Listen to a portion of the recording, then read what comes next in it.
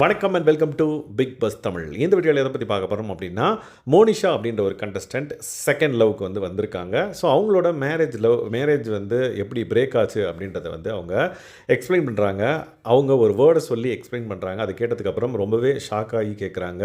கியூபிடாக இருக்கட்டும், ஹோஸ்ட்டாக இருக்கட்டும், உற்று நோக்கி கவனிக்கிறாங்க. ஸோ எதை பற்றி சொன்னாங்க அப்படின்றத நம்ம டீட்டெயிலாக பார்க்கலாம். அதுக்கு முன்னாடி நம்மளோட சேனல் நீங்கள் சப்ஸ்கிரைப் பண்ண அப்படின்னா சப்ஸ்கிரைப் பண்ணி சப்போர்ட் பண்ணுங்கள். ஸோ நார்சிசம் அப்படின்ற ஒரு பர்டிகுலர் விஷயத்தை வச்சு தான் அவங்களோட பிரேக்கப்பை எக்ஸ்பிளைன் பண்ணுறாங்க. இந்த பர்டிகுலர் விஷயந்தான் நார்சிசம் அப்படின்றது பிரேக்கப் ஆனதுக்கப்புறம் தான் எனக்கு தெரியுது அப்படின்ற மாதிரி அவங்க சொல்கிறாங்க. இது சைக்கலாஜிக்கல் சம்மந்தப்பட்ட ஒரு விஷயம் அப்படின்னே சொல்லலாம். ஃபார் எக்ஸாம்பிள் ஓசிடின்னு சொல்லுவாங்கள்ல, ரொம்ப சுத்தமாக இருக்கணும்னு நினைப்பாங்க, அவங்கள தான் ஓசிடின்ற. அந்த மாதிரி நார்சிசம் இருக்கிற ஒரு பர்சன் எப்படி பிஹேவ் பண்ணுவாங்கன்னு பார்த்தீங்கன்னா அப்படின்னு சொல்லிட்டு அவங்க ஒரு சில விஷயங்கள்லாம் சொல்கிறாங்க. உடனே ரம்யகிருஷ்ணன் மேம்லாம் ரொம்ப ஆர்வமாக பார்த்துட்டு, இப்படியும் இருப்பாங்களா? சரி, நீங்கள் எப்போ நீங்கள் எவ்வளோ நாள் இதை நீங்கள் அனுபவிச்சுட்டு இருந்தீங்க அப்படின்ற மாதிரி கேட்குறாங்க. அதுக்கு நான் 1 இயராக அனுபவித்தேன் அப்படின்னோடனே எல்லா கண்டஸ்டன்ஸும் பார்த்திங்கன்னா அவங்கள பார்த்து ரொம்பவே பாவம் அப்படின்ற அளவுக்கு அவங்கள பார்க்குறாங்க. அது என்னன்னு பார்த்தீங்கன்னா, நார்சிசம் அப்படின்றது ஒரு சைக்கலாஜிக்கலான ஒரு விஷயம். மீன்ஸ் இந்த பர்டிகுலர் விஷயம் எனக்கு எப்படி தெரிய வந்ததுன்னா, எங்கள் அண்ணா தான் சொன்னார், சம்திங் ராங், ஏதோ தப்பாக இருக்குது, நீ ஹாப்பியாக இல்லைன்றது எனக்கு தெரியுது அப்படின்ற மாதிரி சொன்னதுக்கப்புறம் தான் நான் ரியலைஸ் பண்ணுறேன்.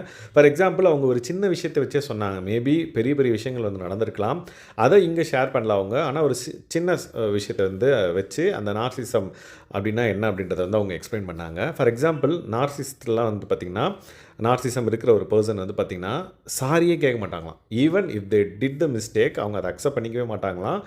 அது மற்றவங்க மேலே டைவர்ட் பண்ணி அவங்க தான் பண்ணாங்க அப்படின்ற மாதிரி, சாரியும் கேட்க மாட்டாங்க, எதுவும் பண்ண மாட்டாங்க அப்படின்ற மாதிரி அவங்க சொல்லிவிட்டு, ஸோ ஒரு நாள் நானும் ஹஸ்பண்ட் உட்காந்துட்டு இருந்தோம். பிளேட் இருந்தது டேபிள் மேலே. திடீர்னு அவர் ஏதோ பண்ணுறப்ப அவரோட கைப்பட்டு அந்த பர்டிகுலர் பிளேட் கீழே விழுந்து உடஞ்சிருது.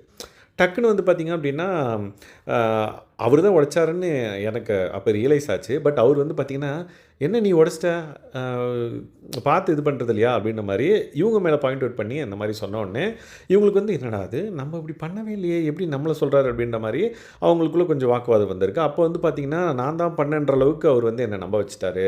நான் அந்த டே ஃபுல்லாக யோசிக்கிறேன், ஒருவேளை நம்ம கைப்பட்டு தான் இதுவாகிடுச்சோ அப்படின்ற அளவுக்கு யோசிக்க வச்சுட்டாங்க. ஸோ இந்த மாதிரி இது சின்ன விஷயம், நிறைய விஷயங்கள் இந்த மாதிரி நடக்க பார்த்திங்கன்னா எனக்கு இந்த மாதிரி ஒரு பர்சன் கூட நம்மளோட லைஃப்பை லீட் பண்ண முடியாது அப்படின்ற மாதிரி நான் டிசைட் பண்ணி பிரேக்கப் பண்ணிட்டோம். அதாவது அந்த லைஃப்லேருந்து அவங்க வெளியே வந்துட்டாங்க அப்படின்ற மாதிரி அவங்க சொன்னாங்க. ஸோ கியூபிடும் பார்த்திங்க அப்படின்னா ஃபஸ்ட்டு சிரிச்சு ஜாலியாக பேசியிருந்தாங்க. டக்குனு இதெல்லாம் கேட்டதுக்கப்புறம் அப்படியே ரொம்ப சீரியஸாக கேட்டுட்டு இருந்தாங்க.